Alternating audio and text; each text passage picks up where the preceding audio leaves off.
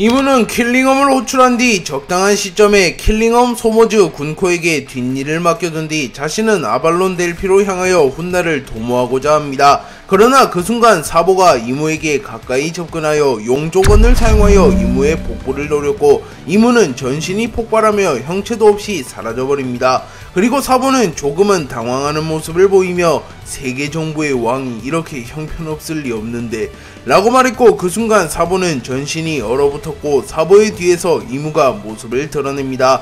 그리고 이무는 삼지창에 배양색 패기를 두른 뒤 사보의 복부를 찔러버렸고 사보는 치명상을 입으며 멀리 날아가 버립니다. 그리고 이무는 유성우를 소환해내며 사보를 마무리 지으려 했지만 그 순간 샹크스가 날아와 카무사리를 사용하여 이무를 땅에 처박아 버렸고 곧바로 사보를 케어하기 위해 사보에게 날아갑니다. 그러나 사보는 이미 전투불능 상태가 된 듯 보였고 샹크스는 가공할 만한 위력이군. 사보군, 뒤는 우리에게 맡겨주게나 라고 말했고 사보는 자책하는 표정을 지으며 루피, 에이스는 그토록 강해졌는데 난 한압을 넘기기도 힘든 모양이군 이라고 말합니다. 하지만 에이스가 사보를 위로하며 일전에 쌓인 데미지가 워낙 크기에 우리 모두 일촉즉발의 상태라고 정타 한 방을 허용하면 쓰러지는 것은 당연해. 형제의 복수는 결국 가장 큰 형인 내가 해야겠군 이라고 말하며 미소를 지었고 사보도 웃음을 지으며 누가 가장 큰 형이라는 거냐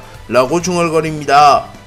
사보가 이무의 공격을 허용하며 리타이어 되었고 에이스와 샹크스는 이무를 막아서기 위하여 협공을 시도합니다. 한편 루피는 주먹을 불끈지며 능력을 되찾기 위해 노력하고 있었고 그 순간 조로와 쌍디가 써니오에 도착합니다. 조로는 루피에게 루피 몸은 좀 괜찮은 거냐 라고 물었고 루피는 응 근데 능력이 사라졌어 라고 말했고 초파가 달려오며 너희 셋 모두 몸 상태가 최악이라고 우선 안정을 취한 다음 아쉽지만 훗날을 도모해야 할 것 같아 라고 말했고 루피는 이무를 쓰러뜨리기 전엔 못 간다고 라고 소리쳤고 조로는 걱정 마라 루피 이무는 빨간 머리와 네 형이 상대 중이니 라고 말했고 쌍디는 우선 몸을 회복하는 게 우선이라고 라고 말했고 우선 루피, 조로, 쌍디는 몸을 회복하기 위해 써니오에서 휴식을 취합니다. 이무는 사보를 쓰러뜨린 뒤 매우 지친 듯한 모습을 보이며 하하 날파리 녀석들이 끝없이 꼬이는군 이라고 중얼거렸고 그 순간 샹크스가 빠른 속도로 이무에게 접근하여 자신의 검 그리폰의 배양색 패기를 휘감은 뒤 이무의 복부를 그대로 찔러버리려 합니다. 하지만 이무는 자신의 꼬리를 사용하여 샹크스의 검을 쳐낸 뒤 묵시록을 사용하였고 그 순간 레드 드래곤의 형상을 한 악마가 나타나 순식간에 샹크스의 몸을 찢어버릴 기세로 샹크스에게 접근합니다. 그러나 에이스가 불주먹을 사용하여 이무의 공격을 막아섰고 샹크스는 빠르게 균형을 잡으며 착지하는 데 성공했고 그 순간 아발론 델피에서 이무의 호출을 받은 킬링엄과 소머즈 군코가 모습을 드러냈고 킬링엄은 이무님 부르셨나이까 라고 말한 뒤 곧바로 악마의 열매 능력을 사용하여 기린의 형태로 변화한 뒤 샹크스와 에이스를 향해 칼을 겨누었고 이무는 육신이 한계에 도달했으니 본좌가 몸을 빌려 강림하는 수밖에 없겠군 이라고 말한 뒤 곧바로 군코의 몸에 빙의하였고 군코는 즉시 의식을 잃으며 쓰러졌고 이후 이무는 군코에게 빙의하는 데 성공하며 다시 일어섭니다. 그리고 소머즈가 곧바로 이무의 본체를 회수하여 아발론 델피로 향하려 하였고 카이도우 빅맘과 한창 대치 중이던 아이기스는 견문색 패기를 사용하여 오로성 피터 나스주로에게 이무의 본체를 엄호하라는 명령을 내립니다. 그리고 나스주로와 피터는 곧바로 이무의 본체를 엄호하기 위해 소머즈에게 날아갔고 길고 길었던 전쟁은 어느덧 종지부를 찍을 듯한 모습을 보입니다. 이무는 사보를 쓰러뜨린 뒤 샹크스, 에이스와 대치하게 되었고 이무는 샹크스를 바라보며 빨간머리 샹크스, 신의 조력자의 운명을 타고난 이 녀석이 감히 세계 정부의 반기를 들다니 라고 말했고 샹크스는 타고난 운명을 바꾸는 게 인간이라는 존재요. 난 그날 내 왼팔을 잘라내며 루피를 구해내며 나에게 속박된 운명마저 잘라낸 것이오 라고 말했고 잠시 짧은 과거를 회상합니다. 샹크스는 과거 로저가 사망한 이후 방황하고 있었고 방황하던 샹크스의 앞에 오로성 나스주로가 나타납니다. 나스주로는 샹크스에게 빨간머리 샹크스 말이 좋아해서의 호출이다 라고 말했고, 샹크스는 검을 꺼내어 경계하며 세계정부 설마 나를 잡으러 온 것이오, 오로성이 직접 움직일 줄 몰랐는데 라고 말했고, 그 순간 나스주로는 순식간에 샹크스의 복부를 찔러버렸고, 아직은 전투력이 사왕급은커녕 해군대장급에도 못 미치던 샹크스는 나스주로의 기습을 당해낼 재간이 없었고, 샹크스는 충격을 입으며 그대로 기절해버립니다. 나스주로는 샹크스를 제압한 뒤 성지 마리조아로 향했고, 잠시 후 샹크스는 정신을 차리며 깨어납니다. 그리고 정신을 차린 샹크스의 앞에는 당시 신의 기사단 총사령관이었던 피거랜드 갈링과 오로성 나스주로가 있었고, 갈링은 빨간머리 샹크스, 피거랜드 가문의 별이 될 운명의 아이였던 이 녀석이 더러운 해적놈들에게 납치된 건 실로 충격이었다.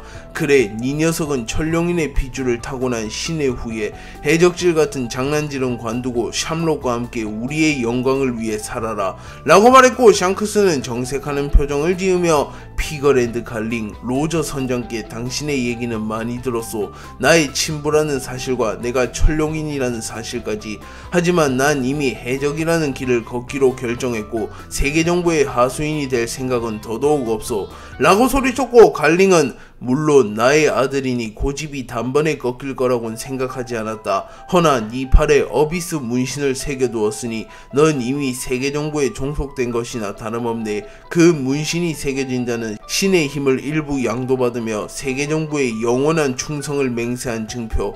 네 녀석은 이제 세계정부의 지배와 감시를 벗어날 수 없는 운명을 타고난 게다 라고 말했고, 샹크스는 급하게 자신의 왼팔을 확인해보았고, 샹크스의 왼팔에는 어비스 문신이 새겨져 있었습니다. 그리고 이후 샹크스는 수시로 성지 마리조아에 강제 호출되었고, 세계정부는 샹크스의 일거수일투족을 감시하며 샹크스의 자유를 억압하게 됩니다. 하지만 이는 공교롭게도 샹크스의 반항심만 키우는 계기가 되었고, 샹크스의 자유를 향한 갈망은 더욱 커져가게 됩니다. 또한 샹크스의 패기가 점차 강해짐에 따라 세계정부에서도 샹크스를 통제하기가 어려워졌고, 어비스 문신을 통한 호출에도 점점 제약이 생겨나기 시작합니다.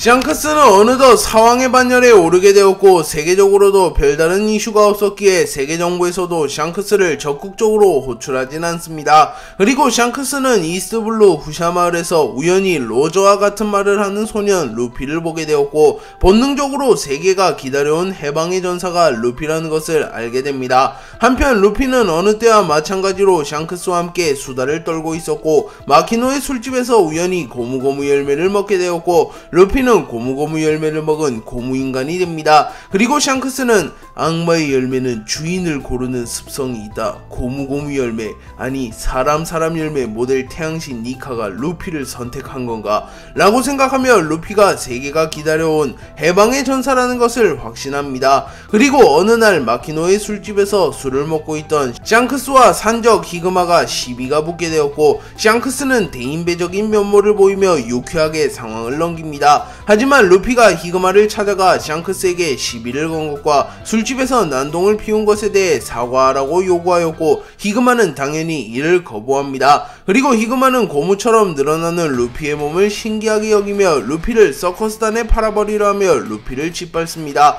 하지만 그 순간 샹크스가 나타났고, 순식간에 럭키로와 벤베크맨이 히그마의 부하들을 처리해버립니다. 그리고 히그마는 위기를 느끼며 루피를 끌어안은 채 바다로 뛰어들었고, 해왕류 한 마리가 히그마를 그대로 삼켜버립니다. 그리고 해왕류가 루피마저 삼켜버리려던 찰나 샹크스가 등장하여 순식간에 해왕류를 쫓아내버렸고 루피를 구해주는데 성공합니다. 하지만 샹크스는 해왕류의 공격을 받으며 한 팔이 잘려나가게 되었고, 루피는 눈물을 흘렸지만 샹크스는 팔 하나보다는 루피의 목숨이 더 소중하다고 말하며 루피를 위로해줍니다. 또한 샹크스는 자신의 잘려나간 팔을 보며 루피, 네가 해방의 전사로서 처음 구해준 사람이 영광스럽게도 내가 되었구나. 자유를 억압하는 어비스 문신은 사라졌다. 이제 나도 네 덕에 진정한 자유를 누리게 되었구나 라고 생각합니다. 그리고 결국 샹크스가 떠나는 날이 오게 되었고, 샹크스는 자신의 밀짚모자를 루피에게 맡기며 언젠가 위풍당당한 해적이 되면 밀짚모자를 돌려달라고 말하였고, 그날 이후 루피는 밀짚모자를 자신의 보물로 여기게 됩니다. 그리고 샹크스는 레드포소에서 떠나가는 자신을 바라보는 루피를 바라보며 루피, 언젠간 네가 세계의 운명을 걸고 전쟁을 벌일 날을 기대하마 라고 말합니다.